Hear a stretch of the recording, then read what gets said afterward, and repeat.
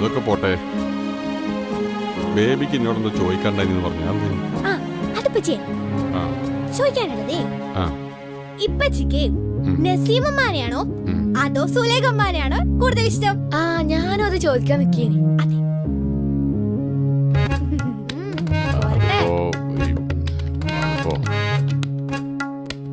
ഞാൻ പറയാം. ശരി, ഞാനെന്നാലേ ഇങ്ങോട്ട് കാര്യം ചോദിക്കാം. ഒരു കാര്യം ചെയ്യാം, ഞാൻ സത്യം പറഞ്ഞുതരാം. നിങ്ങൾ ചോദിച്ചത് കറക്റ്റ് മറുപടി. അതെനിക്കറിയാലോ. നിങ്ങൾക്ക് ഉപ്പച്ചനെയാണോ ഉമ്മച്ചനെയാണോ ഏറ്റവും ഇഷ്ടം?